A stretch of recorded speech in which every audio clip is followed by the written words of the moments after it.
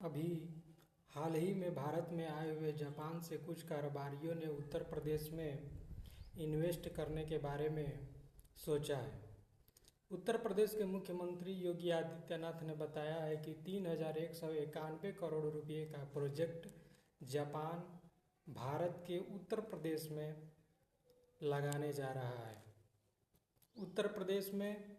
यह 3,191 करोड़ का project Yamuna expressway के पास में लगेगा, जो ग्रेटर नोएडा इंटरनेशनल एयरपोर्ट और यमुना एक्सप्रेसवे के बीच में ये प्रोजेक्ट बहुत जल्द शुरू होने वाला है।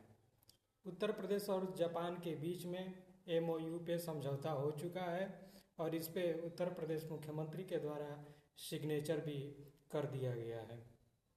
जानकारी सूत्रों के मुताबिक जापान भारत में आकर के उत्तर प्रदेश में अपनी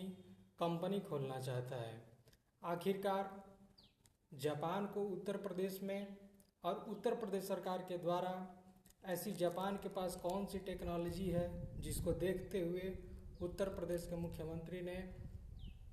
यहाँ निवेश करने की अनुमति प्रदान की। जापान और उत्तर प्रदेश के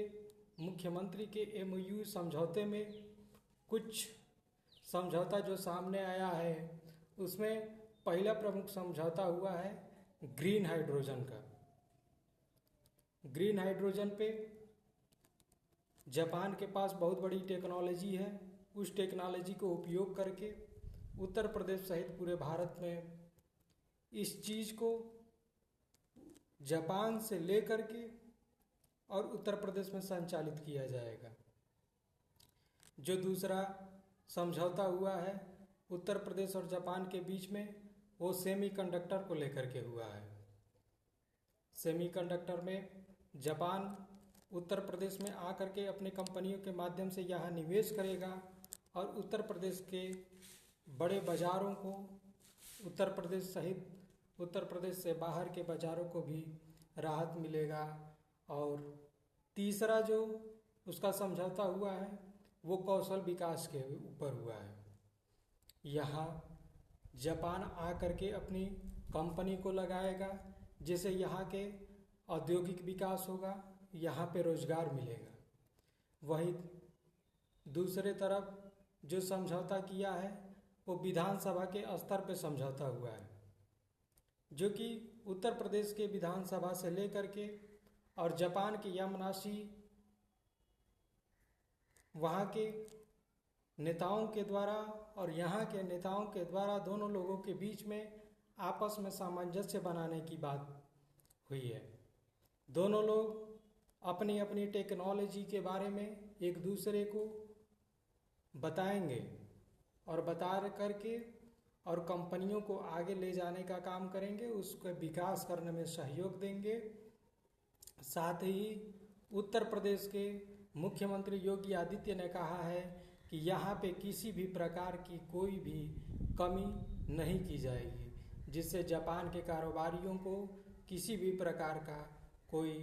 घाटे का अनुभव न हो। यहाँ पे उत्तर प्रदेश में अगर जापान की कंपनी आकर के अपनी कंपनी यहाँ लगाती है तो उत्तर प्रदेश में तमाम तरीके का रोजगार उत्पन्न होगा, जिससे उत्तर प्रदेश को ही फायदा नहीं होगा बल्कि उत्तर प्रदेश के पास रहने वाले अन्य सीमावर्ती प्रदेशों को भी लाभ मिलेगा और यहाँ के बेरोजगार युवकों को भी लाभ मिलेगा। जो उत्तर प्रदेश के मुख्यमंत्री के द्वारा और जापान के द्वारा जो भी जापान के यामानाशी प्रीफेक्चर के बीच में जो समझौता हुआ है, उसके बीच में पहला महत्वपूर्ण समझौता ग्रीन हाइड्रोजन को लेकर के हुआ है। अभी तमाम तरीके की गाड़ियाँ हमारे पूरे भारत में चलती है जो डीजल और पेट्रोल से चलती हैं, लेकिन जापान के पास ऐसी टेक्नोलॉजियाँ हैं, जापान के पास ऐसा उसके पास दिमाग है जिससे वो ग्रीन हाइड्रोजन के ऊपर गाड़ियों को संचालित करने का काम करती है, वहाँ से ऊर्जा लेकर के और संचालित करने का काम कराते हैं। उस प्रोजेक्ट पे उत्तर प्रदेश बहुत जल्द काम करने वाला है। दूसरा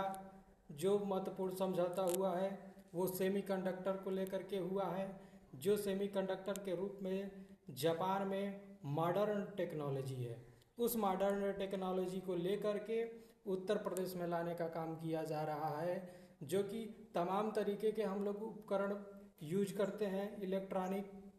जैसे टीवी यूज करते हैं, मोबाइल यूज करते हैं, गाड़ियाँ यूज करते हैं, उसमें तमाम तरीके की चिपें लगी होती है, सेंसर लगे होते हैं। वो जो चिप बनता है वो जापान में ही मैन्युफैक्चरिंग होती है और वहाँ से खरीद करके भारत आता है, तब जा कर के यहाँ पे किसी भी टीवी में, मोबाइल में इत्यादि चीज़ों में, गाड़ियों में लगाने का काम होता है। लेकिन जब वो चीज़ें यहाँ पे आएगा, यहाँ बनना प्रारंभ हो जाएगा, तो जो भारत के लोग बाहर से जापान से लेकर के आते थे वो यहीं पे मिलना शुरू हो जाएगा और उससे यहाँ के लोगों को सबसे पहले वो टेक्नोलॉजी जापान के लोग भारत में यहाँ के लोगों को बताएंगे, जिससे यहाँ के लोगों को रोजगार मिलेगा। तीसरा जो समझौता हुआ है उत्तर प्रदेश और जापान के बीच में, वो छोटे छोटे जो उद्यमी हैं, छोटे छोटे जो कारखाना संचालित करते हैं, उन लोगों को अपने सरप्लस चेन से जोड़ने का काम करेगा जापान। जापान अपना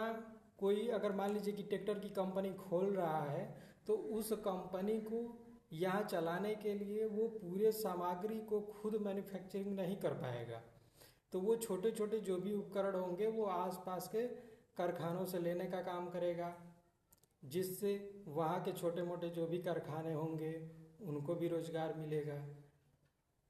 उसके बाद उसने जो यहाँ के रोजगार के ध्यान में रखते हुए स्कॉट्स कुबोटा जो कंपनी है उसमें 3,191 करोड़ रुपया इन्वेस्ट करने की बात कहा है,